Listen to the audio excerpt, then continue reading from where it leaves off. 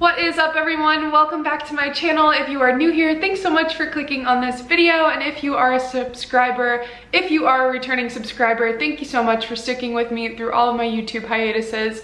I know I always say I'm gonna get back on here and be consistent, but I just have such a hard time feeling creative and inspired to make videos, so I really just appreciate your continued support on my videos and on my channel, and I just love you guys so much, and hopefully I can find some creative spark in me to get these videos up a little bit quicker and just feeling more inspired and wanting to actually pick up my camera and film and talk to you guys and teach you things that I've learned and all that good stuff. So alright, I've got a lot to cover in this video, so I don't want to drag the intro out too long. We are going to be talking all things planning your actual trip, different resources that I use that I will recommend to you guys, packing, how to create a legitimate, realistic packing list, how to recreate responsibly, which essentially just means protecting and respecting our national public lands so that we can use them and visit them for years to come, and just not being disrespectful, leaving trash, all that good stuff. We will talk more about it in a little bit. And then we are also going to be talking about a couple of my tips for solo travel, specifically as a female, because I know that can be scary.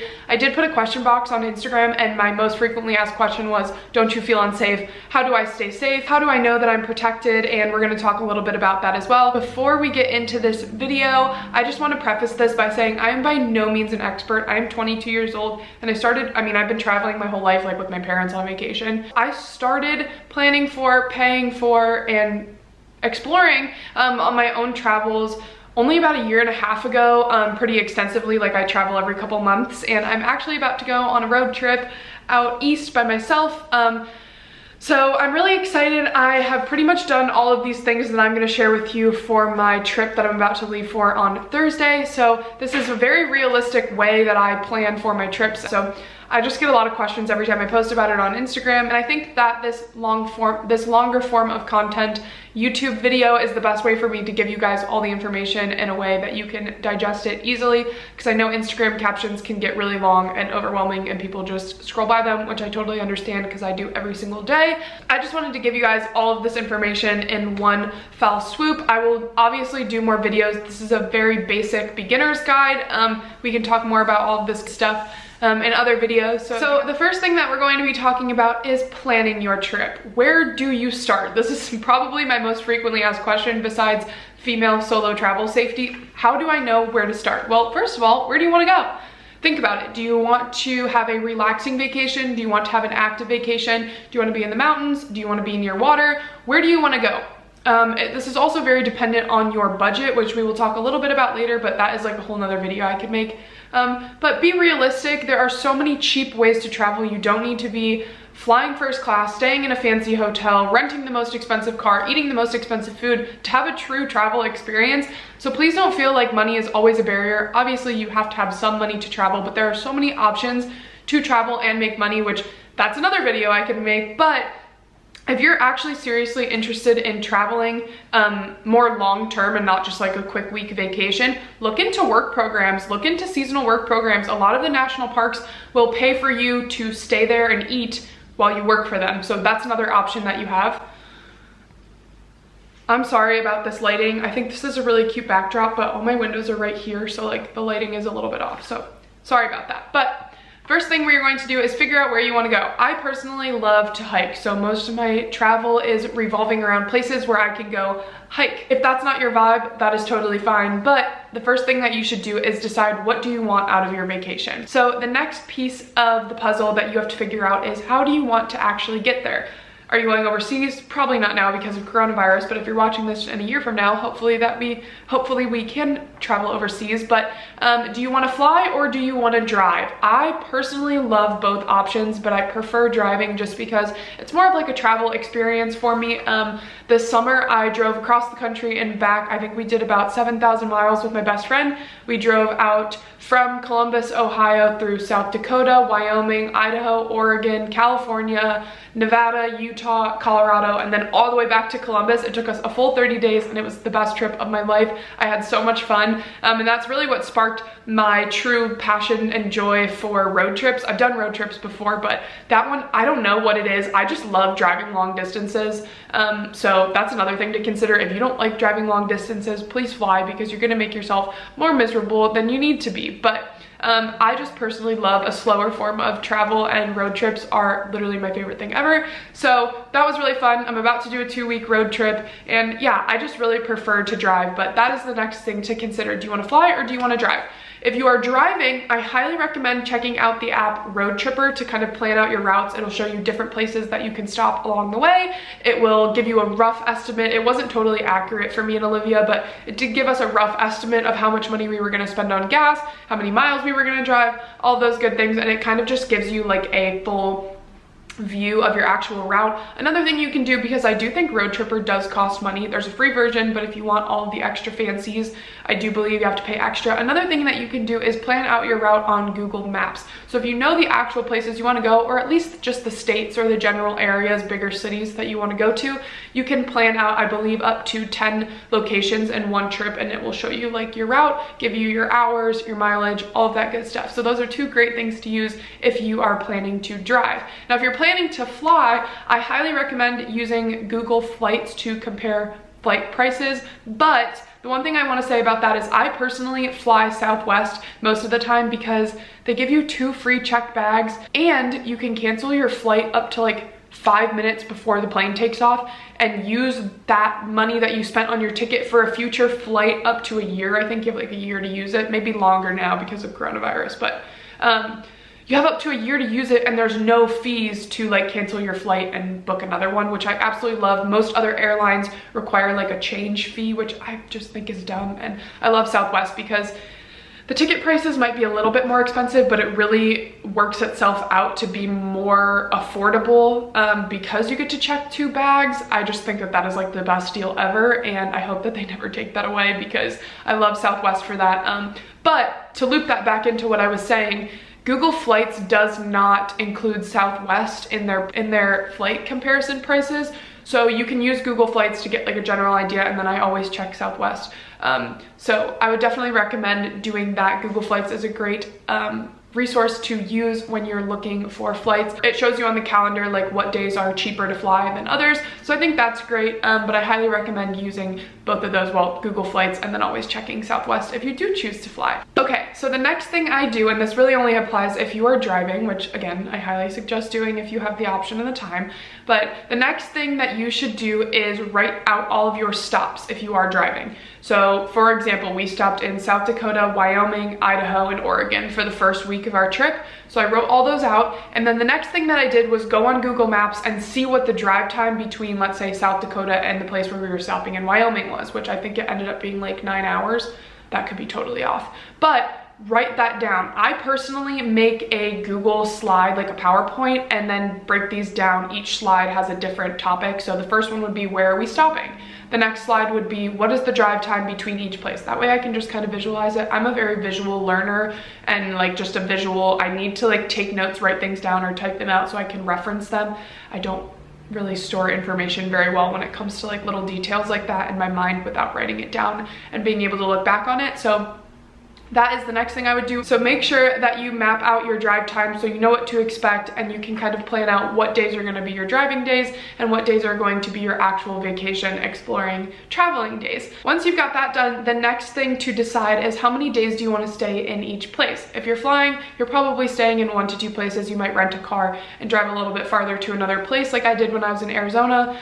I stayed in Sedona, but I drove to the Grand Canyon for a day. I went up to Page for a day and an evening, or a day and a night, and then drove back. So that's the other thing you want to plan out. How many days do you want in each place? And again, this applies more to road travel than it does plane travel, but still the same kind of idea. Plan out how long you actually have to go on vacation. I personally work for myself so I can vacation as long as I want. That was one of the biggest reasons that I did want to work for myself after college, because I don't like being tied down to one place for too long. And I like to be able to freely move at my own will and like not have to like plan a vacation months and months in advance, which I understand a lot of people do have to do that, which is why I'm making this video, so that you can check all your boxes so you know that you've got everything planned right. But anyways, getting back to what I was saying, plan how many days you want to stay in each place. For me, that's usually 3 to 4, unless I know that there's only like 1 or 2 things I want to do in a place and I can get them done in a day or 2.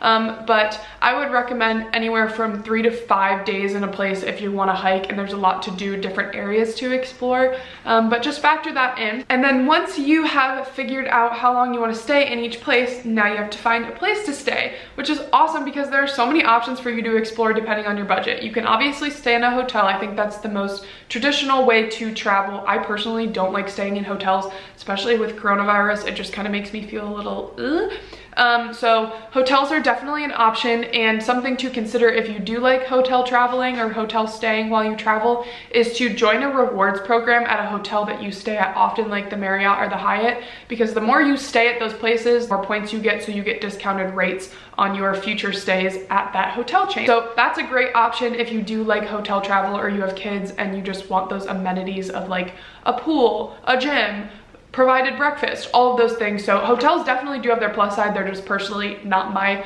favorite way to travel. The next option that you have is Airbnb, which is what I personally do, and I do have a link with Airbnb. I will put it down in the description box, first link, and it is up to $40 or $50 off your first stay. So if you've never used Airbnb, check out that link down below, and you can get money off of your first stay, which is so awesome and an incentive to travel. Airbnbs are personally my favorite way to travel if I'm with another person, and solo traveling, but if I'm with another person, there are just so many options. You can really tailor it to your needs and your budget depending on where you're going. There are different options from you can get an entire place to yourself, which is what I personally do, just because when I travel, I don't love to mingle with other people. I'm kind of just like in my own little world, having my own experience. You can get your whole place to yourself. You can get just a private room. So a lot of people will do, it's kind of like a bed and breakfast, and you just have your own separate room and then like a shared space, like a kitchen or a bathroom with other people. Not sure how popular those are right now with Corona. Like I said, that's not usually what I go for, but it is an option and they're typically cheaper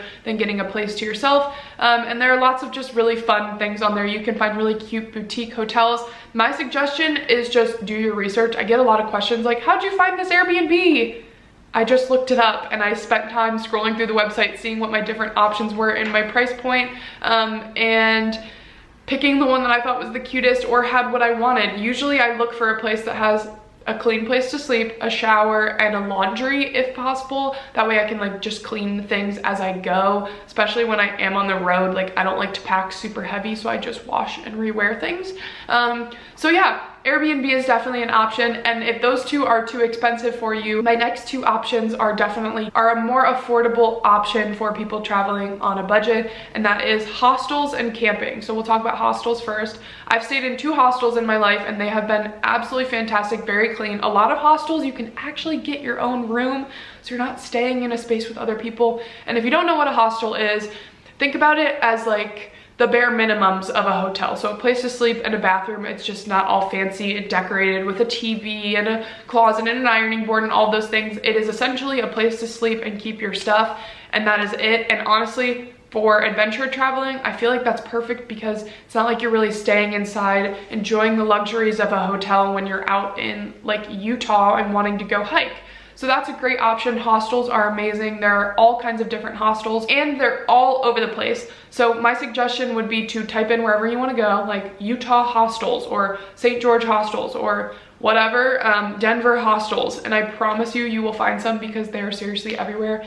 Again, I don't know what the deal with these with COVID is, but definitely worth looking into. And like I said, you can get your own private rooms in hostels. The first time I ever stayed in one, I was in Chicago with my Girl Scout troop. I think I was like 13 or 14, and we just had a huge room and we stayed, it was like all of the girls and our troop leaders, and there were just bunk beds and little lockers for us to put our stuff in. And then it was kind of like a dorm room bathroom, or like a dorm hall bathroom. It was attached to our unit, but it had like a couple stalls, a couple sinks, and a couple showers for all of us, and it was perfect. I know like in foreign countries you can stay in hostels with other people, which if that's you, go for it. I don't know how I feel about that just because I've never really done it. Definitely not out of the question, but that is an option. And the last option, which is probably your cheapest, but also a little bit more variable depending on where you're going, is camping or car camping, which essentially just means you get a campsite and you sleep in your car. But camping is a great option.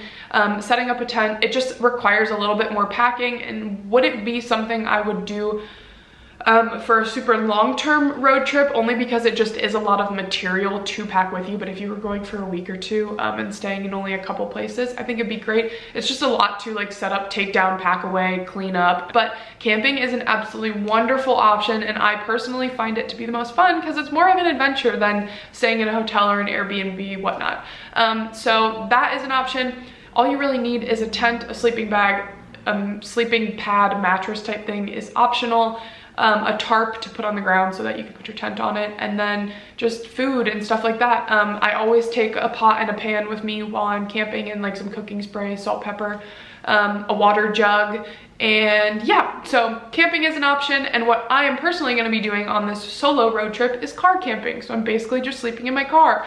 You have a lot of options there. You don't actually have to get a campsite. You can sleep in different parking lots. I know people who sleep in Walmart parking lots.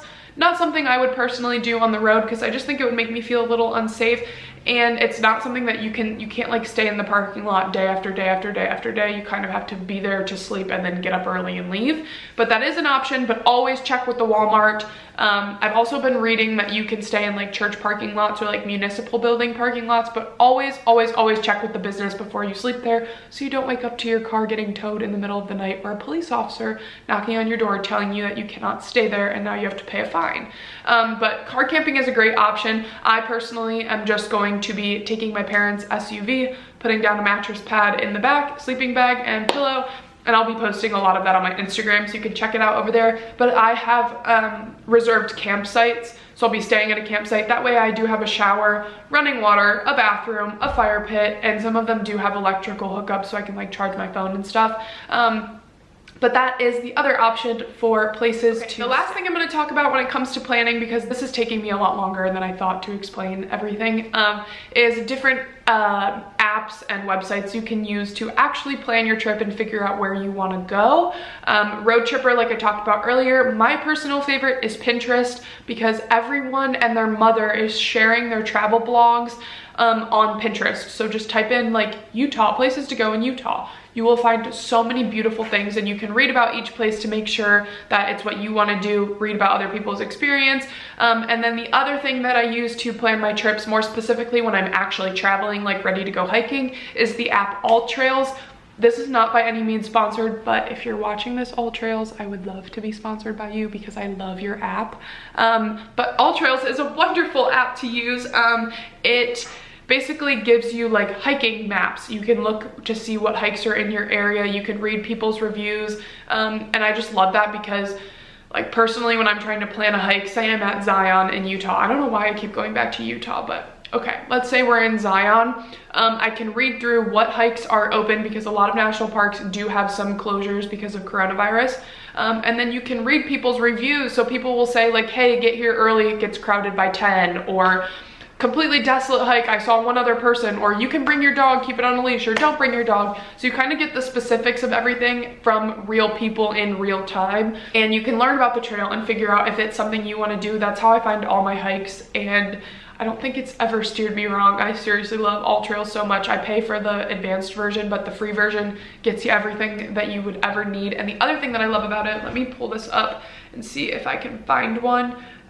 Because I think this is the best thing. If you're like me and get a little nervous while you're hiking about being on the right track, okay, I'm gonna do this. This is just like a little metro park near me, but if you pick the spot you wanna go and scroll down, so see that little, obviously I'm not at this park right now, so it's not showing me my current location, but if you were at the park, it would have a little blue dot that would like trace you around the map as you walk to make sure that you're on the track or on the trail. And I can't tell you how many times I have gone off the trail and then had to check my All Trails app to make sure that I was, and I wasn't, and it showed me how to get back on. So that is the last app that I recommend when it comes to planning. But now we are going to talk about packing. So the first thing, I'm gonna try to kind of run through all these a little bit quicker because I think planning was the real meat and potatoes of this video, and the rest of this stuff is stuff I want to talk about, but it doesn't have to be as in-depth.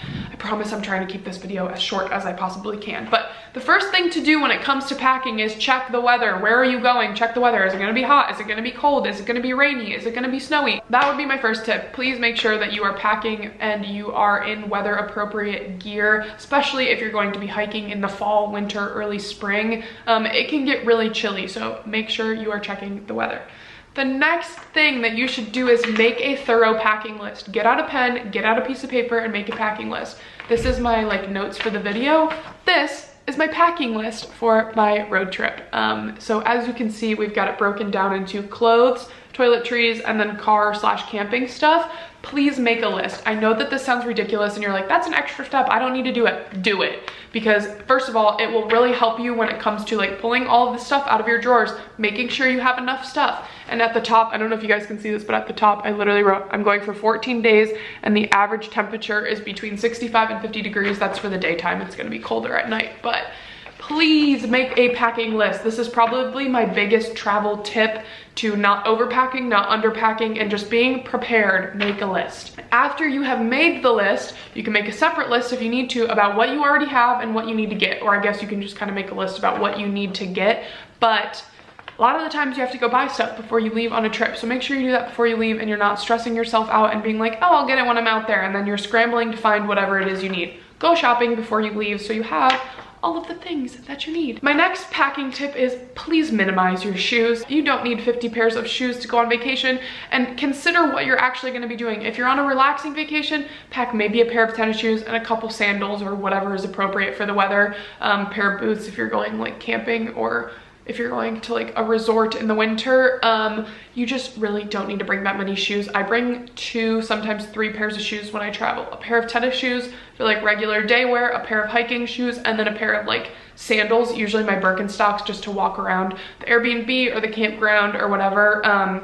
Please, you don't need to be stunting on vacation. That's what your clothes are for. Just bring some basic shoes. Okay, and my last packing tip is to lay everything out before you put it away. I'm gonna insert a clip here because I'm gonna pack later and I'll try to remember to videotape it. But lay everything out on your bed so you can see what you're packing and you're making sure that it's not too much. I will hold this up so you guys can kind of see what my clothing packing list looks like for 15 days. There's my toiletries. I don't even know if you guys can read this, but here's my packing list, and I will literally lay every single one of these things out on my bed before I put them in my suitcase, so I can make sure that when I have enough room, I have enough stuff, and I don't have too much stuff. Okay, here is a live look at me packing, and I know that this looks like a lot, but that's because it is, because it's gonna be cold. I need, these are all my sweatshirts, vests, long sleeves to sleep in, long sleeves to hike in, all my bras and leggings. Also, I'm going for 14 days, and since I'm gonna be in my car, I'm not gonna have the opportunity to wash my clothes. So, but to be fair, I'm gonna be by myself, so this is, I can kind of pack as much as I want, as much as I can fit in the car, and I have plenty of room. So yeah, but packing list is coming along nicely. There's only a couple more things I have to check off, and they're just shoes and accessories. So really it looks a lot less than this in the summer because obviously my clothes are smaller and more fitted and not thermal and bulky, but yeah. Okay, so that is it for my packing tips. Again, I can go much more into depth, but those are the bread and butter of how to pack appropriately for a trip. The next thing I want to talk about is recreating responsibly, which essentially just means being responsible when you go out and enjoy these public lands. Doesn't necessarily apply if you're going to a resort or whatever, but you still should respect the land and the property of the resort. But this means making sure that you pack out your trash. If you are camping, you have to pack out your trash. You cannot just leave it around willy-nilly on the campsite. campsite, letting it blow in the wind, and then attracting animals or bugs to your campsite, because you don't want that. So make sure that every night before you go to bed, every time you throw something away, you should pack out your trash, which essentially just means putting it in a bag and keeping it out of the open air. Make sure that you're putting all of your food away, all of your scraps, anything that could attract an unwanted visitor to your campsite or to your Airbnb or whatever. Please make sure you're packing out. This also applies when you are hiking. If you bring which you should have snacks and a water bottle with you while you hike, please don't leave them laying out, and please put them back in your bag in a way that they're not going to magically escape out of the side netted pocket of your book bag. Put your trash away and please dispose of it properly, because that is the #1 thing that literally drives me so insane. I'm sorry, this lighting is, it literally drives me so insane when people just, out in beautiful views of nature, and then there is like a Nutri-Grain bar wrapper on the ground. I'm like, seriously? Why could you not have picked that up? So that's the first thing. And on top of that, another thing to add on to that, if you are like me, out in beautiful, beautiful views, seeing a Nutri-Grain bar wrapper on the ground, pick it up and throw it away.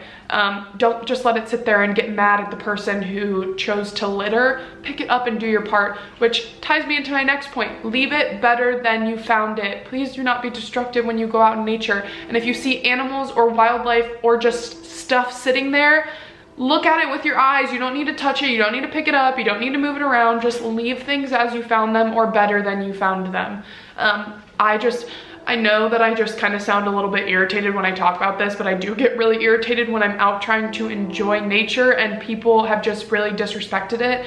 And this is why I'm so hesitant to like share all of my travel stuff, because I don't want to make it easy and readily available for disrespectful, I'm sorry, there's a train in the back. I don't want to make it easy for people who are just going to go out and disrespect the lands to find those places and go out, which is why I don't ever geotag any of my locations. I might put Utah or New York or whatever, but I do not geotag my specific location of the hike, because I just don't believe that it's the most responsible thing. I'm sorry about this train. I just don't believe that it is the most responsible thing to do to keep our planet safe. And I believe that the people who are going to be responsible and travel to those places and enjoy that beauty are going to do their own research, find those places, and choose to be responsible. That is just my personal view. If you don't agree, I'm sorry, but that is just how I will be conducting my travel content, because I just don't think that it's the most responsible thing to do, as I've said 100 times already. But yeah, those are my tips for recreating responsibly. Again, could do a whole nother video on that, but that's the short and sweet of it, so that you guys are actually listening and don't click out of this video. But another thing that I would suggest is use reusable things, a reusable water bottle, reusable plastic bags, reusable like Ziploc containers, so that you can just clean them and reuse them, and you're not using single-use plastic and filling up a landfill, or worse than a landfill, filling up our beautiful national parks, national lands with your trash, because you're irresponsible and lazy. Okay, last thing I want to talk about in this video is some of my solo travel tips for females specifically. This applies to everyone, but #1 question I get asked, like I said earlier, is do I feel unsafe? How do I stay safe? I personally don't feel unsafe, because I feel like, and knock on wood, that is just my experience thus far. But when you are traveling to these places, specifically hiking, which is what I travel for, or travel to do, most people are really, really awesome and nice and kind and polite and friendly, because they know how to respect nature, respect our earth, respect other people, and they're not out to get you. I'm not saying that there aren't scary people out there and that you shouldn't be at least a little bit worried, because as a female, unfortunately, we do have to kind of worry about these things, or I don't want to say worry, we just have to be mindful of them. That's a better word. We have to be mindful of the fact that there are some sketchy people out there with bad intentions. I personally always, this is why I don't feel necessarily unsafe, because I always have pepper spray on me and I always have a pocket knife on me. That is my biggest like security blanket when it comes to safety. I know if somebody were to try to like attack me or take me, I at least have some form of self-defense. I also, when I'm hiking, always carry bear spray, which is essentially just a bigger can of more powerful pepper spray. So if somebody really tried to cross me, I'd pull the bear spray out on them. That's all I'm saying. The other thing that I want to talk about in terms of solo travel safety is posting on social media. Don't post in real time. Please, please, please, please do not post in real time when you are on a hike, when you are in your car, when you are by yourself. Take the pictures, do the things, make them all pretty and awesome. Don't get me wrong, I'm doing that, but I will never post them in real time or like tag my location in real time, because especially if you have a larger platform, you never know who's watching you and who's near you, and who's keeping tabs on you. And I know that that is a very scary thing to think about, but it could be reality, and I just don't ever want to not talk about that, because I think it's really important to remember, don't post your live location, because people are scary and sketchy, and I just don't ever want any of you to be in that kind of position. So please keep that in mind. Be mindful of what you're tagging, what you're sharing, and when, and where you're at while you're doing it. Last two things I want to talk about in this video as far as solo travel go are a little bit lighter, because I don't want to leave this video off with a scary picture in your mind. Because solo traveling is supposed to be fun, and it's supposed to be an experience where you get to kind of like immerse yourself in your surroundings as well as your own self, and not be so reliant on other people. I personally love solo travel because this is the way I think of it. I can do whatever the hell I want, and I don't have to think about another person and what they want to do, or if they're satisfied, or if they're having a good time. Don't get me wrong, I love traveling with other people, but sometimes it can give me a little bit anxiety, because I'm like, oh my god, is Tristan having fun right now? Like, did I plan something for him to enjoy himself, or are we just doing all the things that I want to do? Whereas when I solo travel, I just get to do all the things I want to do whenever I want to do them, without any consideration of others. And I don't mean that in like a selfish way. I just think that that is definitely one of the perks of solo traveling. So yeah, I guess I just kind of wanted to say that. But I do get a lot of questions like, what if you're bored? What if you're lonely? How could you be bored? You literally get to do whatever you want. And it can be a little bit weird and uncomfortable at first. So maybe you start with like a smaller local trip, like somewhere in your state or surrounding states, so that you just kind of get a little bit of a feel for it. But seriously, you can do whatever you want. You should not be bored. And if you are bored, do something that you enjoy doing. Go explore something new, try something different, or just go do something you know that you already love, like going on a hike, trying a new thing. That is my tip, or kind of like my little spiel on people asking me if I get bored, or like, what do I do if I'm bored? The last thing that I want to leave you guys with is journal. Take a journal with you. Even if you don't journal regularly, this is an experience of a lifetime. You are literally by yourself, and you get to enjoy your own company, explore things in your mind and in your life that light you up, and things in your life that don't light you up. And it's really supposed to be an experience of self-exploration. So bring a journal, and even if you don't want to get like super introspective and talk about the things you're learning and all of that stuff, please, before you go to bed, write a page about what you did that day, because in 10 years from now, 20 years from now, 30 years from now, you'll be able to look back on that and reflect and remember what an awesome time and experience that was for you.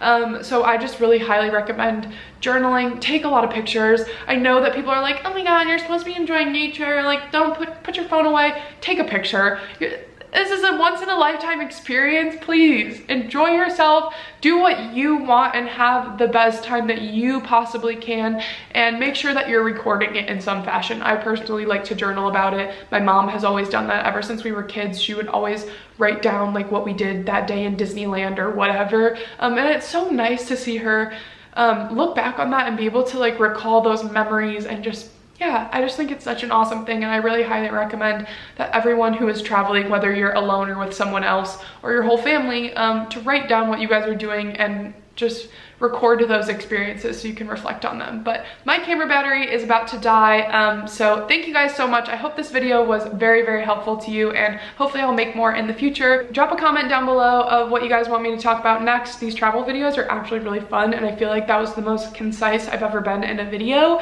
so I definitely can make some more of these. I had a lot of fun and feeling creative and inspired, so that's good. But drop a comment down below what you guys want me to talk about next. And don't forget to leave this a thumbs up and hit the subscribe button if you liked this video. Again, I hope it was helpful, and I'm really excited to see you guys tagging me in your travels and sharing my own with you. That is like my favorite thing to do. It is my favorite thing to post about and share with you guys. So hopefully some of you are inspired to take the leap and take your first solo travel trip, or just plan a trip with your loved ones. But that is all for this video. I'll see you guys in the next one. Bye!